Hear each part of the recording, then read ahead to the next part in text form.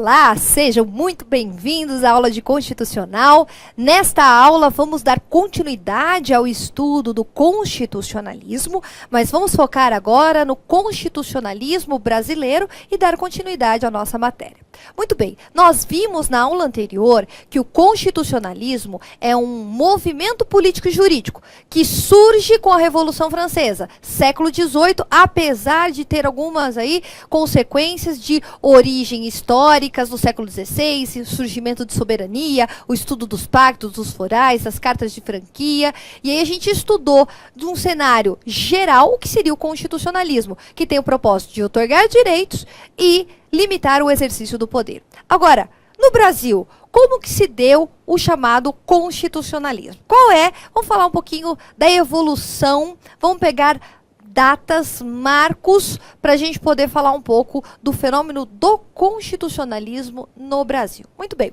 O primeiro marco histórico é 1817. Aí você fala, puxa, professora, mas em 1817 ainda não tinha independência. Não. Mas nós temos um movimento revolucionário em 1917, que inclusive é de inspiração republicana, foi em Pernambuco, que começa a mudar a história do direito no Brasil. Muito bem, o que eu tenho nesse momento? Foi elaborado um projeto de lei orgânica e neste projeto havia um projeto de Constituição republicana. Vejam, a gente está em 1817. Constituição republicana, efetivamente, só vai acontecer em 1889. Mas foi um início, digamos que foi um pontapé, porque é um movimento que começa, né, que dá esse start para o surgimento de uma Constituição. Então, o primeiro momento histórico para nós é 1817. Evoluindo um pouquinho, a gente avança e vai para 1822. E aí a gente sabe que em 1822 a gente tem a independência do Brasil do Reino de Portugal. Então, o que é importante em 1822? Em 1822, o Brasil, ele rompe com Portugal e deixa de ser simplesmente um território português para ser um Estado independente, para ser um Estado soberano. Então, é a instituição do Império que se deu em 7 de setembro de 1822. Mas o que acontece em 1822? Dom Pedro providencia a instituição de uma Assembleia Constituinte para, agora somos um Estado independente, a confecção do documento que vai reger a vida desse Estado e as relações existentes nesse Estado. Muito bem. Então, há a formação de uma Assembleia Constituinte, mas essa formação ela só acontece um pouquinho depois, 1824. A primeira Constituição brasileira é uma Constituição com a cara do Brasil, né? Porque, na verdade, ela foi feita de uma forma, em tese, era para ser democrática, digamos assim, né? Feita por uma Assembleia Constituinte, mas essa Assembleia Constituinte foi dissolvida, até, inclusive, foi intitulada Noite da Agonia, né? Dom Pedro falou assim, não gostei dessa Constituição, ficou horrível, né? E instituiu, outorgou uma Constituição que ele próprio elaborou. Então, o imperador, ele elaborou a primeira Constituição brasileira. Então, a primeira Constituição brasileira foi uma Constituição outorgada. É a Constituição de 1824, né? Então, em 1824, especificamente em 25 de março, Dom Pedro, ele outorga, ele mesmo criou o documento como detentor do poder, ele editou o documento que estabeleceu a vida das pessoas dentro do Estado brasileiro, Estado esse agora que era independente e desassociado da sua... que seria uma colônia, né, que seria Portugal, aí, que seria a titular do território, né? Então, o Brasil deixa de ser simplesmente um território para ser um Estado soberano. Evoluindo, a gente tem vários marcos jurídicos importantes, como a exemplo do Código Comercial em 1850, mas a gente está aqui no enfoque constitucional, então a gente evolui para 1889. E em 1889, nós temos efetivamente a primeira Constituição republicana do Brasil. Então começou lá em 1817, com um movimento revolucionário que tinha esse viés republicano, mas a República mesmo, ela só é instituída em 1889, com a Proclamação da República. Então, com a Proclamação da República, posto um fim à monarquia e instituído o chamado Estado Constitucional. Então vamos fazer uma referência histórica? No século XVIII, o Estado Constitucional na França surge em 1789, efetivamente em 1791, a Revolução Francesa em 1789, e em 1791 o Estado Constitucional francês. Um século depois, em 1889, nós temos no Brasil o mesmo fenômeno, a proclamação da República e a instituição de um Estado constitucional. Professor, o que diferencia o Estado constitucional, o que diferencia a República do que nós tínhamos antes? A gente vai falar posteriormente que República é forma de governo. Então, a forma de governo é alterada em 1889. A forma de governo até então era monárquica, era absoluta. O rei era o detentor, que aqui não era o rei, era o imperador, era o detentor do poder, tanto que foi ele que elaborou e impôs as regras. Então, ele ditava as regras e todos deveriam submeter as regras por ele imposta. Já quando eu tenho a migração para uma forma de governo monárquica, sai de uma concentração de poder de um indivíduo impondo a sua vontade para todos, para um governo de todos. É a República. Governo do povo, pelo povo, para o povo. Então a República nada mais é do que entrega do poder do Estado ao povo. Por isso que nós temos a edição de um documento que é efetivamente representativo da vontade geral. Lá em 1889, o que acontece? A instituição de um governo provisório republicano que, a partir deste momento, consegue efetivamente a instituição de um Estado de Direito no Brasil, né? Então, em 1800...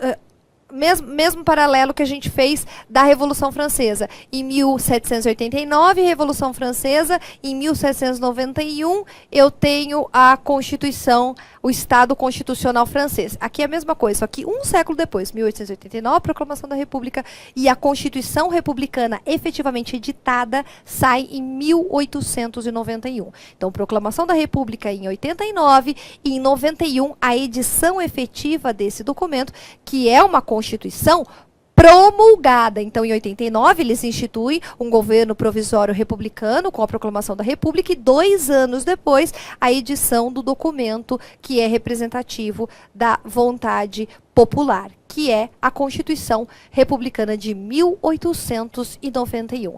Essa Constituição é uma Constituição promulgada, ou seja, que foi elaborada pelos representantes do povo e não por um titular do poder que impõe a sua vontade aos demais. É uma Constituição que estabelece no Brasil o Estado Federal, aí a forma de Estado Federal, ou seja, toda a organização do Estado, né? A organização, que era uma organização unitária, centralizada, se descentraliza para o modelo de Estado federal, a exemplo do que nós temos no Estado americano, que também adota um modelo federal com diferenças, como nós veremos na aula oportuna.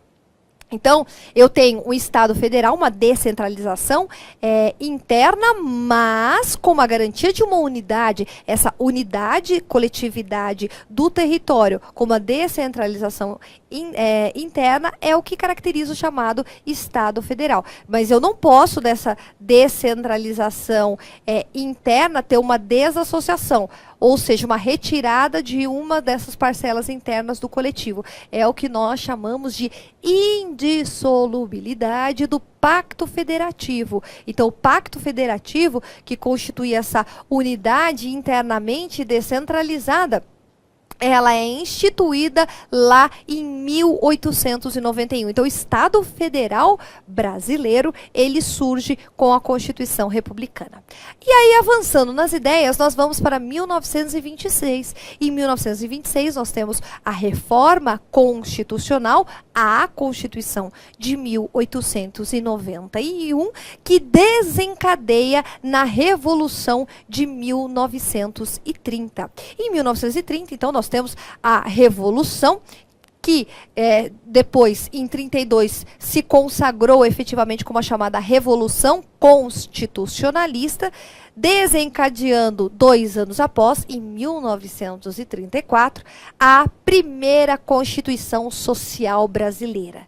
Então, em 1934, pós-Revolução Constitucionalista de 32, nós temos a primeira Constituição Social Brasileira, que é uma Constituição promulgada, a Constituição de Getúlio. Só que essa Constituição é a primeira. Ela tem base, ela tem fundamento, ela tem alicerce na Constituição de Weimar, lá de 1919, ou seja, nesse movimento de Estado social. O Brasil, nessa toada, em 1934, também adota um modelo de Estado social, e aí uma série de direitos sociais, como a exemplo dos direitos trabalhistas, consagrados no texto constitucional. Então, coloca-se na Constituição normas de caráter social, de caráter econômico, familiar, regulação de educação, cultura, saúde, todos esses direitos sociais básicos inseridos em 1934. Só que, posteriormente, nós sabemos que vem o golpe e, em 1937, a Constituição, apelidada de Constituição Polaca, é uma Constituição outorgada por Getúlio Vargas, e esta Constituição tinha os ideais fascistas, né? Os ideais italianos fascistas, que tinha um elemento de autoritarismo, de abuso, digamos não de abuso, mas de poder centralizado, exercido de forma concentrada, novamente inserido, né, na realidade do Estado brasileiro. Então, eu saio lá do império, de uma centralização, de um exercício do poder pelo imperador. Eu vou em 1889 com a instituição da República para 1891 com a instituição de um Estado republicano. Em 34 eu tenho uma Constituição social, que a princípio não altera esse modelo republicano, mas com o golpe em 1937 eu tenho a instituição de uma Constituição que é uma Constituição com ideais fascistas alemães e italianos, que, portanto, institui um elemento de autoritarismo no Estado brasileiro. Uma série de garantias fundamentais são retiradas, o legislativo, o Congresso, perde importância, porque agora eu tenho a centralização do poder.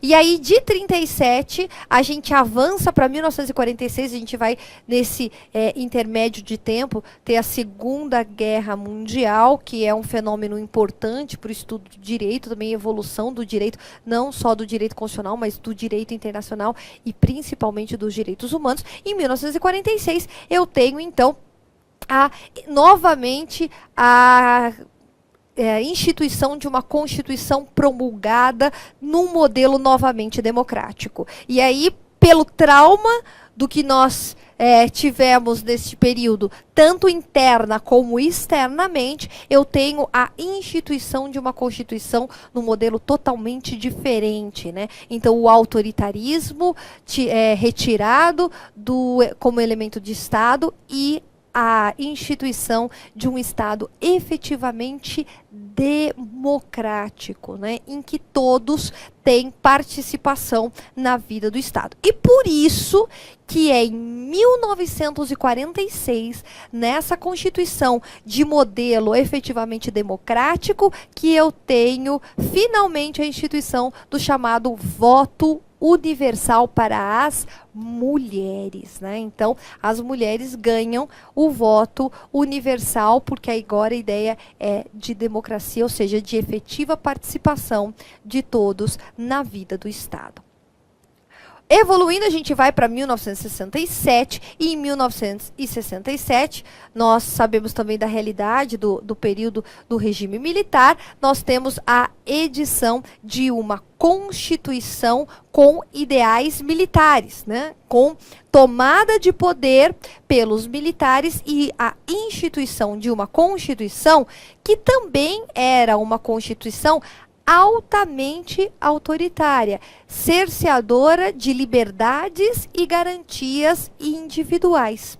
A Constituição de 67, ela é editada e efetivamente nós temos em 1969, com a emenda constitucional, a outorga de um regime militar no Brasil, certo? Então, neste momento, com a emenda 69, eu tenho a consagração do regime militar e do poder do Estado levado aos militares para tocar, né, a vida e o poder do Estado. Então, é uma Constituição que surge como garantia de um governo que não é um governo que tem um representante do povo, mas tem um representante que está ligada à ideia de defesa, de exército, os militares, por isso que é imposição de vontade e submissão de todos com cerceamento de direitos e garantias individuais.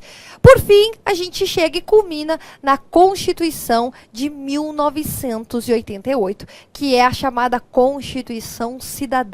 Essa Constituição unindo ideais liberais, sociais e democráticos de direito e institui no Brasil um Estado efetivamente constitucional que tem todas as características do constitucionalismo na sua essência. Então, tudo que a gente estuda em constitucional, que toda essa evolução de fenômenos que foram acontecendo, incidentes históricos que influenciaram no direito, consagração de garantias, tudo isso é sintetizado com a Constituição de 88, que é uma Constituição cidadã, porque ela é efetivamente uma Constituição democrática, em que há participação geral, é uma Constituição que pretende instituir um Estado de Direito. Por quê? Porque todos devem submissão à lei. É o Estado que traz os ideais liberais, mais um Estado social efetivo com uma série de responsabilidades a serem realizadas por este. Ok? Então, na recapitulação, o que nós temos? O início em 1817 e o último marco jurídico editado, 1988. Quais foram as constituições brasileiras? 1824, a Constituição do Império, que foi outorgada. 1891, a Constituição da República, que é promulgada, instituição do Estado Federal no Brasil. 1934, a Constituição Social Brasileira. 1937, a Constituição outorgada decorrente do golpe por Getúlio Vargas, chamada de Constituição Polaca. Em 1946, a Constituição efetivamente democrática, que quer romper com todos os abusos e arbitrariedades praticados no período.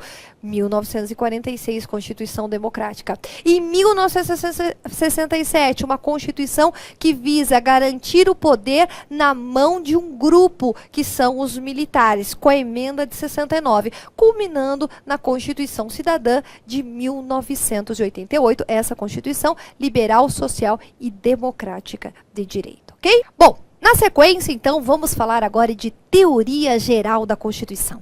Agora a gente vai começar a abarcar aqueles temas específicos que estão lá no seu edital e que vão ser cobrados na prova. Vamos começar, então, com a origem do conceito de Constituição. Como que eu tenho ali o surgimento da ideia da edição de uma Constituição? Muito bem. A origem, ela é dada a doutrinadores alemães que pretendiam formar um conceito substantivo efetivo de Constituição. Três seriam, portanto, os elementos essenciais para que este conceito, agora a gente está falando uma questão mais conceitual, fosse editado para que ele efetivamente existisse. Então, a ideia é a edição de um documento. A edição de um documento. Documento esse que teria basicamente a principal e primeira função de limitar o exercício do poder. Então, estabelecendo limites ao exercício do poder e às relações. Só que esse documento, que pretende limitar o exercício do poder e as relações, ele precisa ser um documento que tenha força efetiva, que seja reconhecido, aplicado, respeitado. É isso que nós chamamos de força normativa, força de norma, ou seja, não é simplesmente um documento qualquer, é um documento que é efetivo, que todos reconhecem e que é aplicado e que é apto a limitar o exercício do poder e as relações existentes. E, por fim, o terceiro elemento para fins de formar um conceito de documento, que seria o documento constitucional, as possibilidades de regulação das relações existentes nesse Estado. Então, as possibilidades de regular as relações existentes nesse Estado com força efetiva, estabelecendo limites a esse regramento, é o que origina, é o que dá o start ao documento chamado de documento constitucional. Então, este é o nosso primeiro momento, este é o marco importante para que a gente comece a pensar num conceito de Constituição. Então, partindo desta ideia, a gente já consegue entender muito melhor o que é o direito constitucional e como que os autores, como que os doutrinadores conceituam Constituição. Então, o direito constitucional não se confunde com Constituição. O direito constitucional é um ramo do saber, é ciência. Constituição é norma, é documento. Então, o que diferencia o direito constitucional da Constituição? Claro que um decorre do outro. O direito constitucional, como ciência, vai trazer um conhecimento sistematizado da organização de todo o Estado. Então, este conhecimento sistematizado, concatenado, ordenado de toda a organização do Estado é o que será o objeto de estudo desse ramo do saber, dessa ciência que é chamada de direito constitucional. Basicamente, então, o direito constitucional vai fazer o estudo das normas jurídicas que são essenciais a esta organização do Estado. Aí você fala, professora, mas o que é a organização do Estado? Estabelecer a forma desse Estado, estabelecer a forma de se governar, estabelecer o modo de aquisição e do exercício do poder, até porque a gente viu que originalmente o exercício do poder é um elemento indissociável e a limitação deste, um elemento indissociável da ideia de Constituição. Vamos estabelecer nesta ciência o estudo dos órgãos públicos, que são as divisões internas desse Estado, e limitar todas as ações estatais. Então, basicamente, o direito constitucional, como ramo do saber, como ciência, vai ter a função de realizar o estudo, o conhecimento sistematizado de toda a organização do Estado. Vai analisar as normas jurídicas que pretendem instituir a forma do Estado, forma de governo, o modo de aquisição do poder, o exercício do poder, o estabelecimento de órgãos, as divisões internas, os limites das ações estatais, ou seja, toda a essência, toda a estrutura, espinha dorsal do Estado, o estudo será de responsabilidade do direito constitucional. Mas aí, você deve estar pensando o seguinte, professora, para a gente poder falar de Constituição, a gente tem que saber que a Constituição é o documento que rege o Estado, então a gente tem que saber o conceito de Estado. Então, a gente vai começar a falar um pouquinho da ideia de Estado, conceito de Estado e por que o Estado seria efetivamente importante nas nossas vidas e do seu estudo. Vamos primeiro começar com os elementos integrantes do Estado. Então, a gente começa e depois a gente vai, na sequência, analisar o Estado com um pouco mais de cuidado. Quem é, então, o Estado? Quando eu digo o Estado, que a Constituição é o documento que pretende limitar os poderes do Estado, que a Constituição é o documento que vai visar a regulação da organização do Estado, o que você entende por Estado? Então, nós temos um conceito clássico de Estado, que Estado seria a nação jurídica e politicamente organizada, mas eu não quero que você veja o conceito agora. Eu não quero que você entre nessa ideia de conceituar. Neste primeiro momento, eu quero que você entenda, compreenda a importância e a magnitude. Porque se você entende isso aqui, lá na frente, o que a gente vai estudar vai ficar muito fácil, vai ficar simples. Você vai conseguir efetivamente desenvolver raciocínio. Muito bem, então vamos lá. Para eu entender Estado, eu preciso primeiro entender quais são os elementos integrantes do Estado. Então eu quero que você imagine o seguinte. Imagine que existe um bolo. Um bolo. Pensa num bolo de chocolate, né? Para eu ter um bolo de chocolate, eu preciso juntar alguns elementos, que são elementos individuais, com características próprias, únicos, mas que somados nesta mistura única dão surgimento a uma nova realidade. Ou seja, o Estado é o nosso bolo, só que este bolo é feito de elementos individuais, únicos, com realidades específicas. Quais são os ingredientes, então, desse bolo? Quais são os elementos do Estado?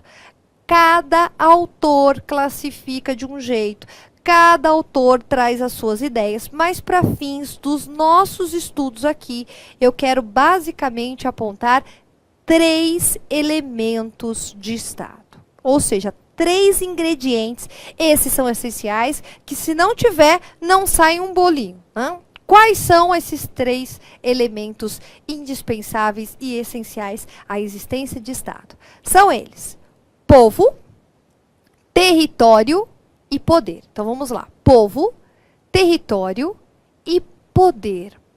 Esses são os 3 elementos básicos, essenciais e indissociáveis à existência do Estado.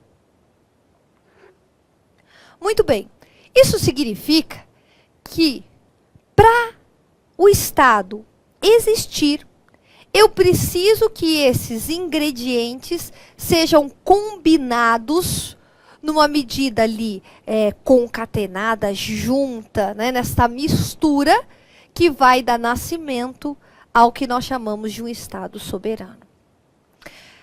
Alguns autores apontam a soberania como um 4º elemento, outros dizem poder soberano, outros não trazem o poder, trazem só a soberania, mas fato é que é importante você saber que, basicamente, 3 elementos vão sempre estar presentes para que eu tenha um modelo efetivo de Estado. São povo, território e poder. Só que a gente não pode conseguir entender o conceito de Estado a fundo sem analisar individualmente cada um desses elementos, que a gente faz no nosso próximo bloco. Vamos fazer um pequeno intervalo e a gente já retoma para falar de Estado. Até já!